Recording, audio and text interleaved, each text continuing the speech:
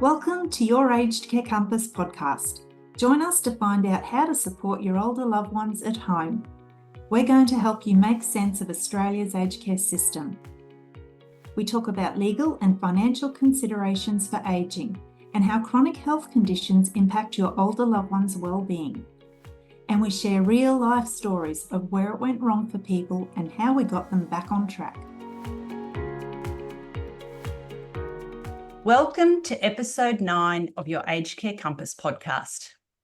Our topic today is a reablement approach to living well in your own home.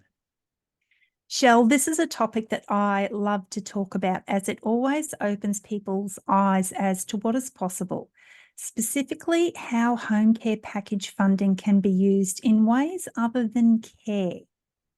So a reablement approach is the approach that is used in the government's flexible care programs, the transition care program, and the short-term restorative care program, which are both excellent programs. But you can carry this approach across to home care packages too. So a lot of people who receive home care packages, they get locked into this mindset, into this way of thinking that a home care package is about giving people care. And when I say care, I'm using this as a very general and broad term to reflect carers or support workers coming in to help people with their activities of daily living, and mainly their personal activities of daily living, like that's like showering or grooming, and then things like cooking meals or even tidying up around the house. So fairly simple things that people are doing in their day-to-day life or that they're struggling to do. When people get a home care package, they see particularly that an older loved one might need this kind of support, and they think they need to get carers in. And that's fine. That's totally appropriate if that is the way you want to approach the support for an older loved one. But there are other options. Having a home care package means that because that funding is allocated to you as the person, you can use that funding however you need to remain well and independent at home. So a reablement approach is another kind of an option. It's not exclusive from care that's provided. You can certainly have the two things running together, but it's an approach that we have adopted with our mum over the past 3 years, and an approach that we take with a lot of our clients who ask us, what should we do with this home care package and this funding, and how best should we use it? So we're going to talk through during this episode how reablement has allowed Mum over the past 3 years to remain as well as she possibly can and able and continue to live in her own home. So Coral, we've adopted a reablement approach with the support Mum receives within her home care package, and we've done so for the past 3 years. Had we not taken this approach, I believe Mum would have entered an aged care facility 3 years ago. So can you tell our listeners what's been going on with Mum over the past 3 years and how we've managed to keep her well and able at home? Sure, Shell. So 3 years ago, Mum had an emergency admission to hospital. Then 12 months later, she had another emergency admission to hospital and had some emergency surgery at that time. And more recently, as some of our followers will be aware, that Mum has just come out of hospital again after a 6-week admission. So I just want to take people back to 2 to 3 years ago when Mum was in hospital at that time. After she was discharged from hospital, Mum had to come and stay with me for quite a few weeks because she was so deconditioned after those 2 hospital admissions. And at that point, I actually wondered if she'd be able to get back to her own home. Can you just explain to people what you mean by deconditioned? So deconditioned means where people have declined, particularly functionally declined. So we know that hospitals are not great places for older people, and the longer people stay in hospital, actually, the more deconditioned they become, because Most of the time, people are staying in bed for most of the day in hospital. They might get a little bit of physiotherapy, they might get a little bit of support from the occupational therapist, but it's not as much as if they were in their own home, moving around and doing things for themselves. But, they're in hospital, they're unwell, they can't get out of bed, or they're reliant on the nurse to get them out of bed. So because they are mostly immobile, they become weaker and they become frailer. And this is what we call deconditioned. Right. So after those hospital admissions 2 years and then 3 years ago that Mum had, she came and stayed with me for quite a few weeks afterwards. And she was very weak and she was completely dependent on me. She really couldn't do anything. She couldn't even get out of a chair without my help. And I honestly wondered at that time if she would be strong enough to go back to her own home. But being a nurse and being a clinician, and my background having worked a lot in those restorative or reablement programs, transition care program and short-term restorative care, I knew that we could get Mum stronger, in fact, strong enough to be able to return home. So Mum had a home care package at this time, and I was faced with choices. And one choice I could have made was that I could have enlisted a whole bunch of carers to come in and help Mum with her showering and help her get out of a chair and help her walk wherever she needed to go and be there and help her with all those things that she couldn't manage for herself. Or the approach I take with Reablement is getting a whole team of clinicians involved to literally get Mum back on her own feet and being able to do the things that she was previously able to do before these hospital admissions.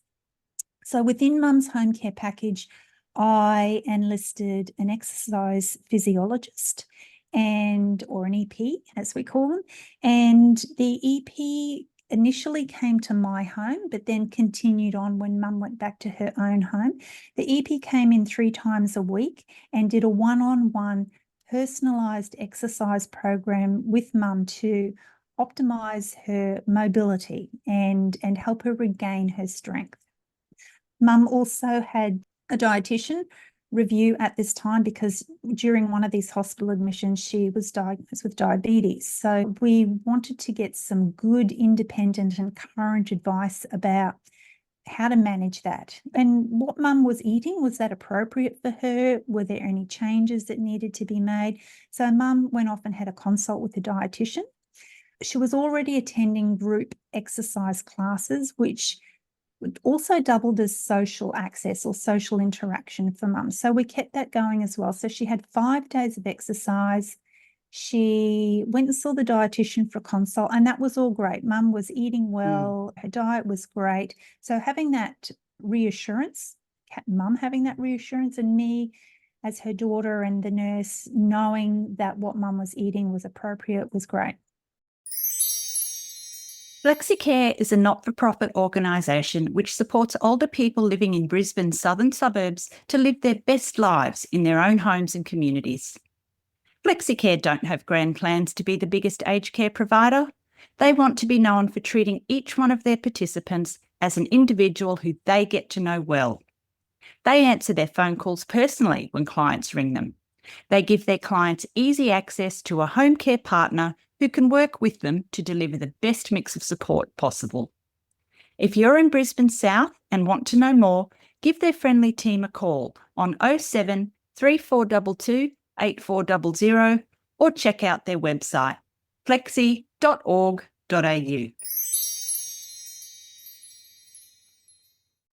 Mum also, I got her off to a podiatrist, and I say specialist podiatrist because when people think of podiatry, they will often think of the podiatrist cuts my toenails, but podiatrists do so much more than that. And I always say to people, when you're looking at an older loved one and considering their mobility, it's not just about how strong their legs are or how strong the muscles in their legs are.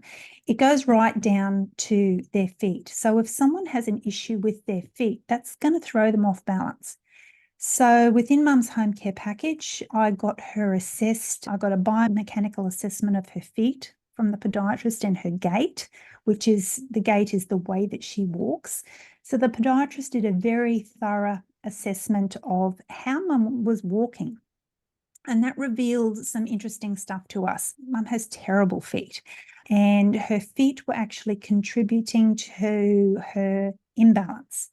So the podiatrist recommended some custom orthotic inserts to go into Mum's shoes that would lift the arches of her feet.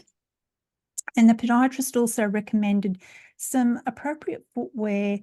Given now that Mum was diagnosed with diabetes, we wanted to make sure that Mum's feet would always be protected. So she couldn't wear closed shoes because she has these clawed feet, but we did look around and we found these wonderful shoes that were appropriate, that had rubber soles, leather uppers. They had a Velcro tie across the top, so it was easy for Mum to put them on and off. So that lovely soft leather at the top of the shoe, she was able to wear these shoes because they weren't rubbing against her toes and causing pain in her toes because it was a rigid upper. These were very lovely soft shoes. And so Mum bought these shoes, and the home care package paid for them because it was the podiatrist that recommended them. There was a clinical indication that was directly related to her healthcare needs. And we could demonstrate that poor mobility is directly linked to falls, which we always wanted to avoid. She got the custom orthotic inserts paid for by the home care package again, because that came off a clinician recommendation. And then the other thing that I did with Mum is that I got her a continence review at that time because she was beginning to struggle a bit with continence issues. And again, the home care package paid for that. The continence advisor came in, did her assessment, made the recommendations, and then from there, we've been able to purchase ongoing continence aids for Mum. So this great team approach of clinicians who were all excellent at doing what they're doing, they did get Mum back on her feet, and we did get Mum home after those 2 hospital admissions 2 to 3 years ago. Now, just skipping forward, some people know that Mum has just been in hospital again. She's just had a 6-week admission this time, so a big admission into hospital. We had noticed for some time, some months, that Mum had been declining, but we just couldn't pinpoint what was going on, why she just wasn't herself. We'd been taking to her GP, she'd been having blood tests, but nothing was leaping out. She didn't have a urinary tract infection, but we just couldn't pinpoint why she was so tired all the time and why she was just losing interest in doing things that she wanted to do. And then she started to have falls. So my mum, who hadn't had falls before, my 83-year-old mum, who's never broken a bone before, fell and broke a finger on her right hand. And then a few weeks later, she had 3 consecutive falls, and she ended up in hospital with a fractured pelvis, which is a terrible thing for an older person. But it actually, looking back, even though this was a really difficult time, these 6 weeks in hospital, it actually took this fall and this admission to hospital to get to the bottom of what was going on at this time. Now, I'm just going to sort of deviate slightly here because there's a conversation that came up. It happened when Mum was in hospital this time, and it's a conversation that I've heard many times before when I used to work in the hospital system, and it's even a conversation that we continue to hear now. So while Mum was in hospital, a nurse said to Mum that she might have to rethink her accommodation on discharge because she was having falls. The nurse was implying that Mum actually would need to move into residential care. So Mum was in hospital to find out why she was having these falls. Despite having regular exercise, she was falling. So not only was this suggestion by the nurse inappropriate, it was also premature, and it really was a blow to Mum's confidence at the time. And I've got to tell you, it made me pretty upset when I found out that this had happened. So we know that falls can happen anywhere. in nursing homes. Moving into a nursing home is not going to stop people falling or protect them or in any way make any difference despite the location that the older person is living in. So it's this kind of myth that I like to debunk. If a person is falling at home, that's not an indicator that they're not safe to get at home. In the first instance, you need to get out to the bottom of why they're having the falls. And then you can look at what support can be put in place to, again, help that person re-able, get back to a level of functioning that will allow them to live safely in their own home. So we did get to the bottom of why Mum was falling. She was very anemic and she had an irregular heart rate that hadn't been picked up.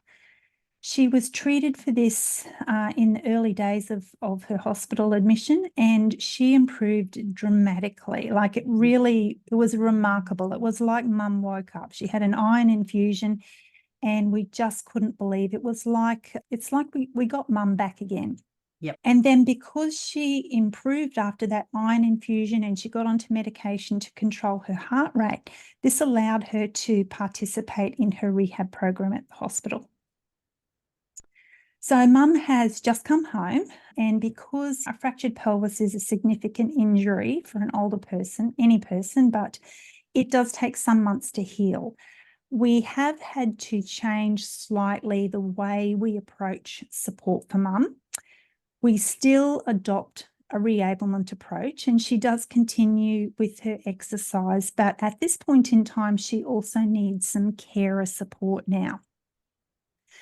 I've also arranged, again, under that reablement approach, I arranged for an occupational therapist to come to Mum's home and to have a really good look throughout her home with regards to the home setup, because we knew she was going to be coming home with a four-wheelie walker, which she hadn't had before. We knew that there might need to be some adjustments at home to meet her different needs.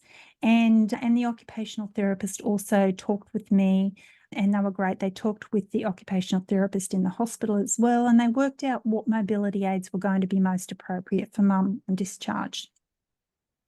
So we have introduced that traditional sort of care. We do have some carers coming in now for Mum. In fact, we have those carers coming in 5.5 days a week, 2 shifts a day in the morning and in the afternoon, just really to be there in the home to ensure that Mum is getting up out of bed herself. And if she needs some help, that's fine. They're there to help her, to be around while she takes her medications, while she prepares her own breakfast. And it's all very slow because she's still recovering.